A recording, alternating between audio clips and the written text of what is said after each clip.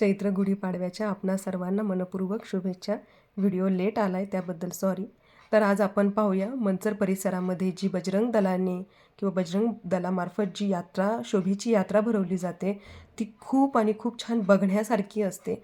संपूर्ण आंबेगाव तालुक्यातील आणि संपूर्ण पुणे जिल्ह्यात एकमेव जी शोभेची यात्रा गुढीपाडव्यानिमित्त सर्व हिंदूंसाठी भरवली जाते ती मंचर ठिकाणीच. इथे पाहू शकता धर्मवीर अण्णासाहेब बानखेले. त्यानंतर इथे जे वेगवेगळे रथ येत होते, व्हिडिओ मी फास्ट मोडमध्ये टाकला आहे. रथ हे कोइंबतूरमध्ये जे आपण महादेवांचा जो स्टॅच्यू आहे तो येत होता.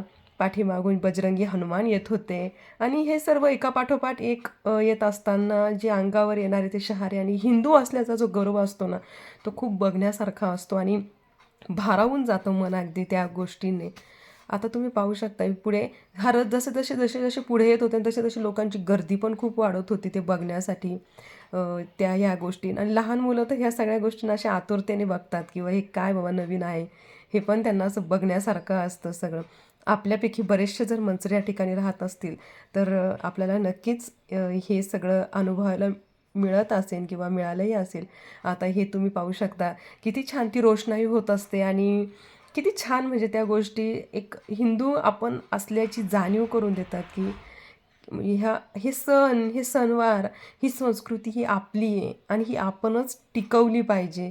हे प्रत्येक हिंदूंनी करण्यासारखी गोष्ट आहे आणि बजरंग दलाने हेच काम हाती घेतले की आपले सणवार जागृत ठेवण्याचं काम हे बजरंग दलानेच हाती घेतलं आहे. आणि तुम्ही पाहू शकता ही आकर्षक अशी विद्युत रोषणाई खूप छान. पुढे तुम्ही पाहू शकणार की महाराजांचं आगमन होतं आहे, घोडे आहेत पाठीमागे, उंट आहेत. त्या पद्धतीने अजून जर तुम्ही पाहिलं तर दांडपट्टा झालं, लेझिम झाल्या, इतर वेगवेगळे जे आपले मर्दानी खेळ असतात ना ते वेगवेगळे खेळ पण दाखवण्यात येत होते. आणि ह्या सर्व पाहत असताना आपल्याला आपल्यामध्ये एक चैतन्य जागृत होतं. ह्या मुली पहा की किती छान तो भगवा नुसता दिसला ना तरी अंगावर जे सळसळून जे येतं ना ते फार वेगळं असतं. यासाठी खूप मेहनत आहे, खूप दिवसांची याच्यामध्ये आपण काय म्हणतो त्याला प्रॅक्टिस आहे, सतत सराव आहे आणि हे अनुभवायला मिळणं खूप मोठी गोष्ट आहे. तुम्ही पाहू शकता ह्या सगळ्या गोष्टी आणि आजूबाजूला बघणाऱ्यांची गर्दीचा तो कल्लोळ आणि परत आसमानामध्ये ती रोषणाई.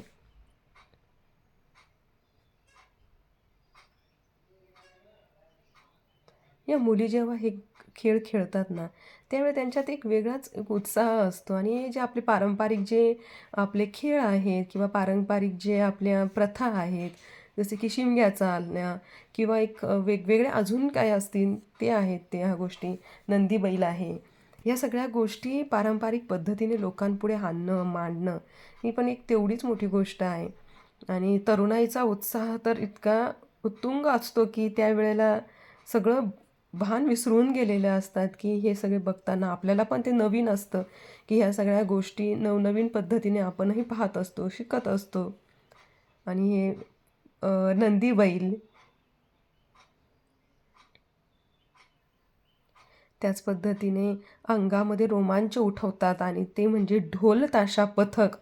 नुसत्या ढोल ताशा पथकाचा जो नाद आहे ना तो अंगभर शहारे आणणारा असतो आणि आपला हा भगवा ज्या वेळेला आसमंतामध्ये असा उंतुंग असा बिरबिरतो ना त्यावेळेला खरंच गर्वाने म्हणूशी वाटते की होय, हिंदूच. ही संपूर्ण शोभायात्रा पाहताना खूप छान वाटत होतं.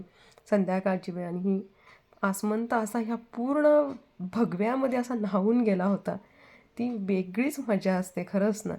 ढोल ताशा वाजवणारे जे तरुण आहेस ना ती तरुणाईचा उत्साह पहा ना तुम्ही की तेवढ्याच उत्साहाने ते ढोल वाजवणे, ती कला, ती एक अद्भुत तो एक चमत्कारच आहे एक प्रकारचा की त्या ह्याच्याने ती तरुणाई पण त्या उत्साहाला लागलेली असते तेवढ्या.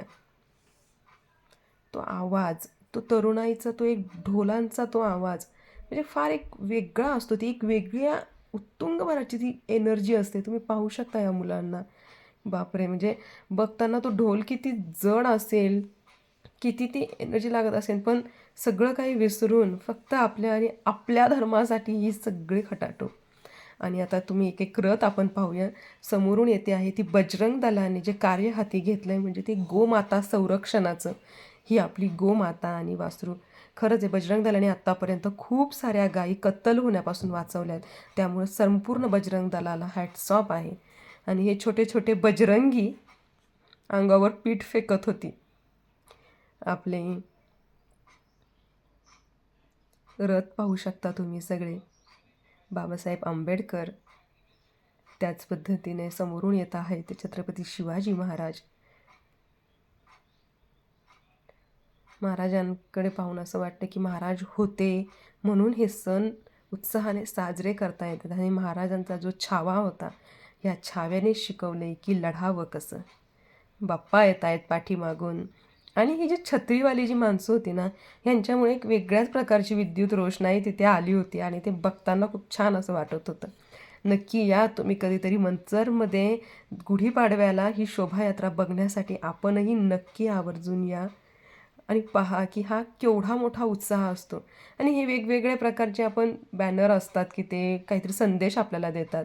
कोइंबतूरमधील ही स्टॅच्यू अगदी मंत्रमुग्ध करणारा हा स्टॅच्यू आहे. सगळ्यात आकर्षण ठरला तो हा स्टॅच्यू.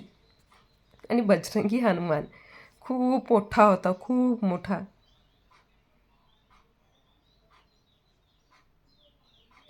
पाठीमागून येत आहे अयोध्या प्रभू श्री रामचंद्र.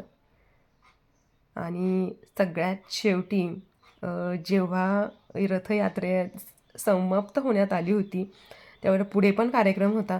पाठीमागून सगळ्यांचं आकर्षक म्हणजे आमच्या मंचर भागामधील असलेली जी DJ, आणि ह्या DJच्या तालावर कुठल्याही अश्लील गाण्यांवर नाही तर प्रभू श्री रामचंद्रांच्या जयघोषात ही संपूर्ण तरुणाई पहा किती उत्साहामध्ये आपल्या प्रभू श्री रामचंद्रांचा जय जयकार करताना दिसत आहेत. खरंच धन्य आहेत. इतर वेळेचं काही असू द्या पण ही संस्कृती आपली आहे, ही टिकूनही आजही त्यांनीच ठेवलं आहे. ती गर्दीचं तुम्ही पाठीमागे गर्दी पाहू शकता की मला पुढेही जाता येत नव्हतं तर पाठीमागे पण मला जाऊ शकत नव्हते. इतकी त्या गर्दीला उत्साह होता. आणि तुम्ही आकर्षक तो DJवरची पण ती रोषणाई पाहू शकता. तर कसा वाटला आजचा गुढीपाडव्याचा हा छोटासा व्हिडिओ. बोलताना काही चुकलं असेल तर मी मनापासून दिलगिरी व्यक्त करते. आपल्याला जेव्हा कधी मंचर भागामध्ये ही शोभेची यात्रा बघण्याची जेव्हा संधी मिळेल तेव्हा नक्कीच या आणि ह्या शोभायात्रेचा आपणही आस्वाद घ्या. पुन्हा एकदा आपणा सर्वांना धन्यवाद. माझा छोटासा प्रयत्न आहे. व्हिडिओ जर आवडला असेल तर लाईक करा, सबस्क्राईब करा आणि शेअरही करा. नक्की भेटूया पुढच्या व्हिडिओमध्ये. तोपर्यंत काळजी घ्या. सर्वांना बाय.